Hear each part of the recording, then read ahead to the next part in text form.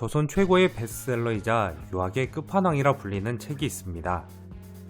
조선 유학의 거장인 퇴계이황은 서른 무렵 이 책을 접한 다음 마지막 순간까지 매일 새벽마다 읽었습니다. 실학의 거장 다산 정약용 역시 18년간 유배 생활을 하면서 방대한 학문 체계를 정리하며 그동안의 공부를 이 책으로 매듭짓고자 한다고 말했습니다.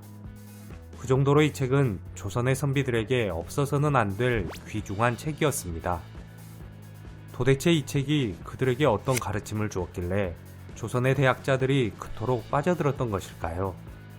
오늘은 이 책에 대한 이야기를 하려고 합니다. 앞서 언급한 이 책의 이름은 바로 심경입니다.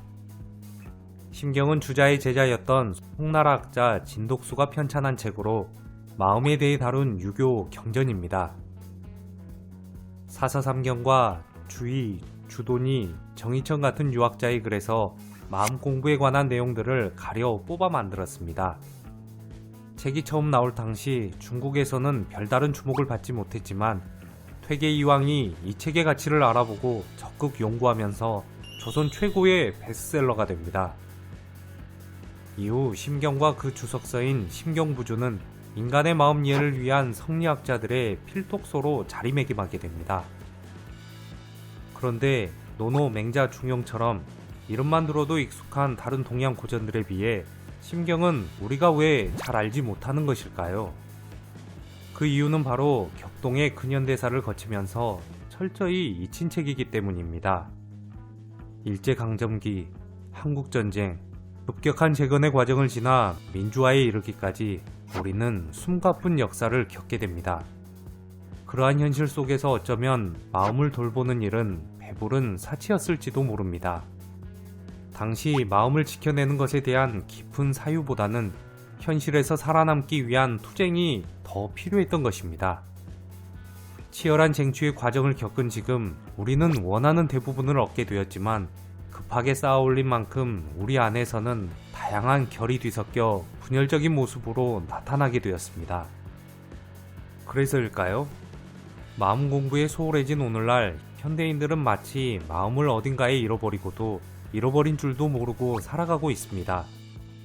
마음은 저 알아서 가는 것이고 문제는 대체로 밖에 있다고 생각합니다. 마음 공부를 이야기하면 언어유희 내지 사치라고 말합니다. 그 결과 모두가 자신을 지킨다는 명분을 앞세워 마음의 문을 굳게 닫아버립니다. 사소한 일에도 쉽게 분노하고 거침없이 냉소를 날립니다.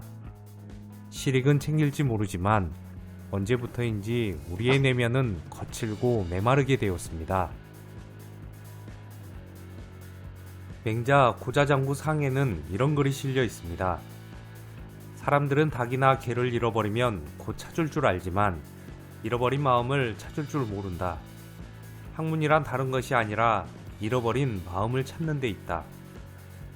사람들은 닭이나 개를 잃어버리면 지체 없이 이를 찾으러 동네를 헤맵니다. 하지만 정작 가장 소중한 자신의 마음을 잃고서는 찾을 줄을 모릅니다. 심지어 그것을 잃어버렸는지조차 모르는 사람들이 많습니다. 마음을 잃어버렸다는 것은 곧 자아를 상실한 것과 같습니다. 마음은 곧 자기 자신이기 때문입니다. 맹자는 잃어버린 인위의 마음을 찾아 양심을 회복해야 한다며 이것이 진정한 학문의 길이라고 말합니다.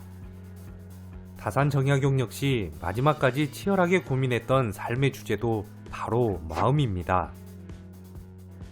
다산은 정조 임금과 함께 조선 후기 개혁을 이끌었지만 18년간의 유배 생활을 겪어야 했습니다. 심지어 유배 초기에는 받아주는 데가 없어서 가난한 떡장수의 비좁은 집에서 뒷방 생활을 했다고 합니다. 바로 이러한 고난의 시기에 다산은 심경에 심취합니다. 그리고 죽는 날까지 자신을 위한 마지막 공부를 마음을 다스리는 심경으로 맺고자 한다며 능히 실천할 수 있을까라고 말합니다. 결국 다산은 마음을 다스리는 일이 고난을 이겨내는 힘이며 학문의 끝이라고 말합니다. 공자는 마음이란 스스로 붙잡지 않으면 곧 어디로인지 모르게 가버린다고 했습니다. 마음은 이목구비의 욕망과 희로애락의 감정으로 인해 끊임없이 유혹을 받습니다. 만약 단 순간이라도 마음을 놓아버리게 되면 천리 바깥으로 달아나 회복이 어려워집니다. 현대 문명이 안고 있는 문제 대부분은 물질 자체의 문제라기보다는 그것들을 다루는 인간의 마음이 어떠한가에 달린 문제라고 합니다. 욕심에 사로잡혀 인간의 양심을 잃어가는 지금 우리의 마음을 다시 한번 살펴볼 때입니다. 감사합니다. 부골님이었습니다.